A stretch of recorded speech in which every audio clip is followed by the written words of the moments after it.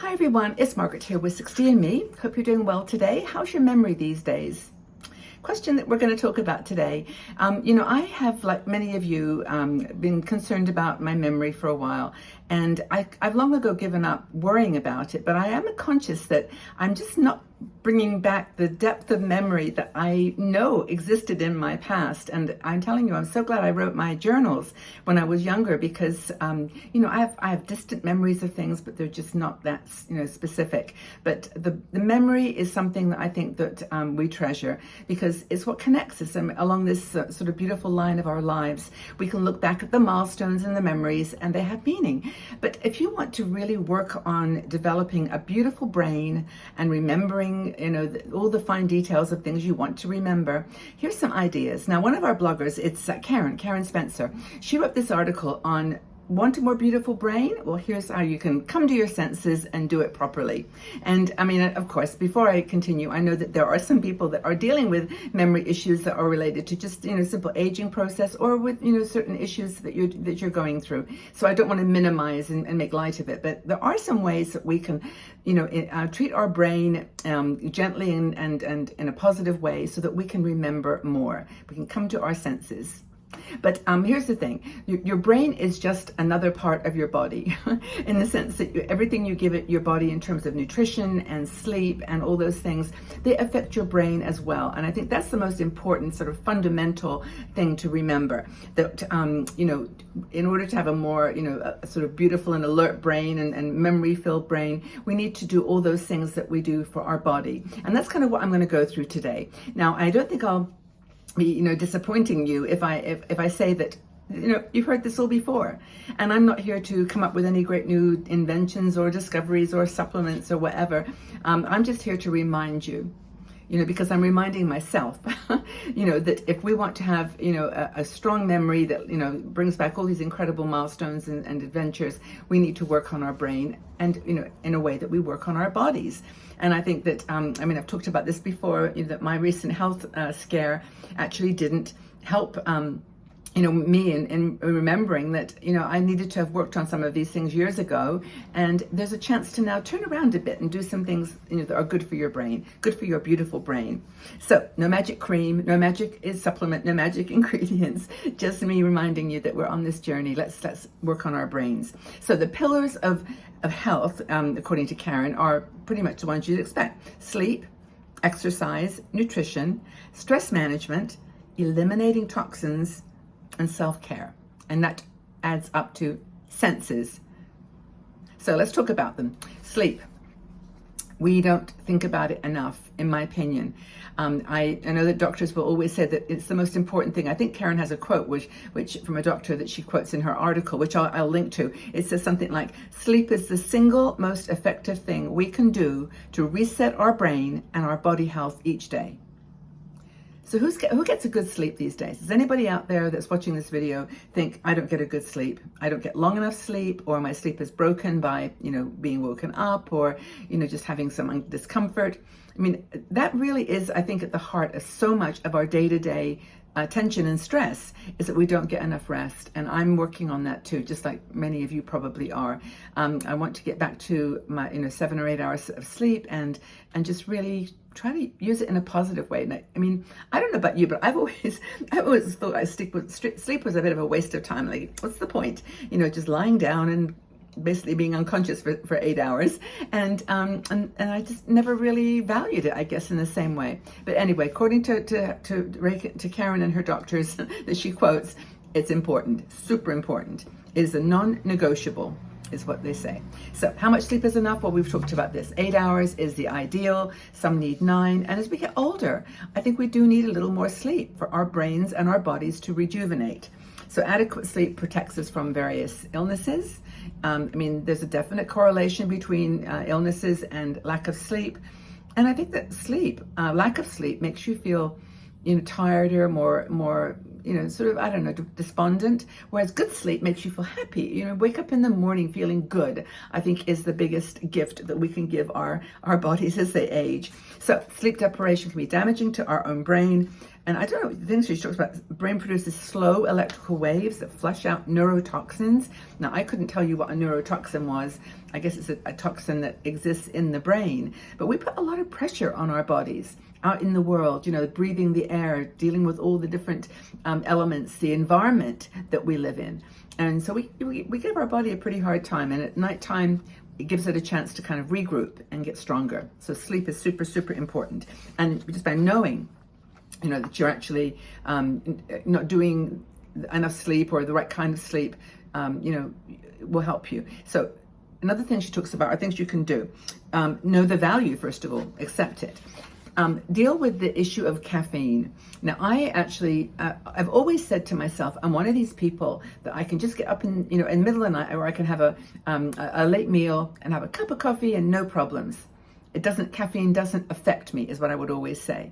And many people are like that, but there are a lot who recognize that you really shouldn't be drinking a lot of caffeine after about 2 p.m.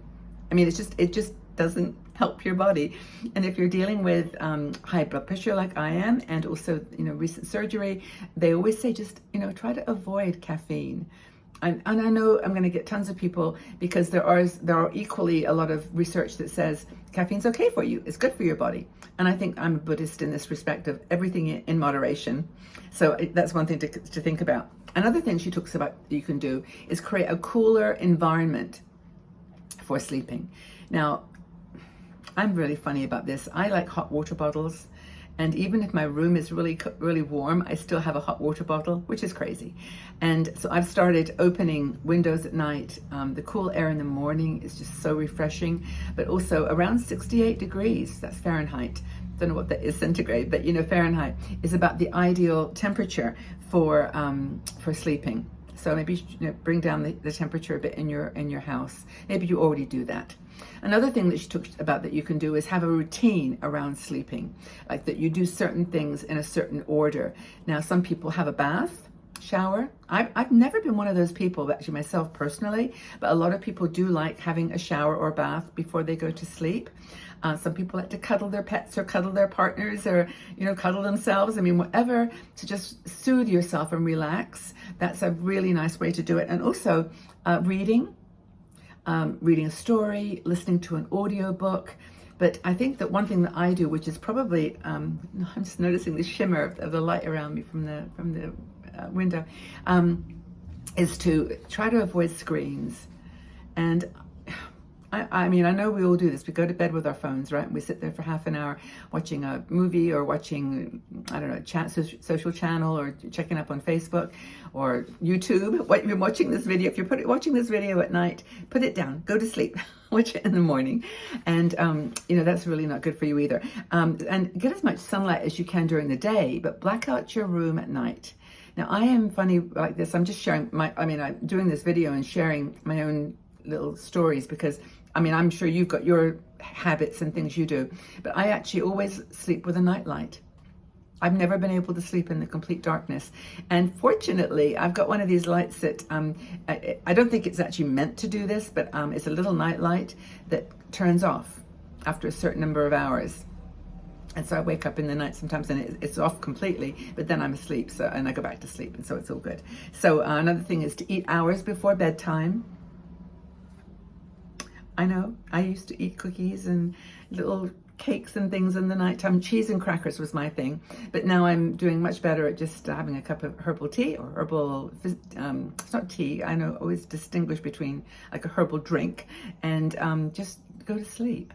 So avoid food like a couple of hours before you go to sleep. Another thing is to limit your alcohol. Now, I actually don't drink that much, so maybe this is something you do to relax. Maybe that's part of your evening routine, but you know, it's a good idea to kind of calm that down and not do so much. And then finally, in terms of things to do, is, I mean, it's almost ridiculous to say it, is try to relax. I mean, how can you try to relax? They're antithetical. It's like trying is not going to help you to relax. But stress management is super important. And that's part of the sleep routine that Karen suggests. And that is just meditating. Close your eyes for a bit. Do some breathing. That's how you go to sleep. You don't go to sleep with like making a list of all the things you've got to do tomorrow that get you riled up and stressed and anxious. It's the opposite. You've got to try to say, I'm putting you in this little drawer for the night, okay? And I'll deal with you in the morning. Go away. And then, just put all your little to-dos and worries in a place and then deal with them tomorrow. So questions that she asks you to think about asking yourself as we close this video, and you can ask yourself, do you sleep 7 hours a night? Do you get to bed, or do you get to bed after 11 p.m.? Do you have trouble falling asleep? Do you have trouble staying asleep? Do you have anxious thoughts jumping around in your mind? Do people say how tired you look? Are you okay? Do you look tired? That's a sign that someone else is noticing. Hopefully it's in a positive way. Do you keep a journal of how you feel or act after a good or a bad night's sleep?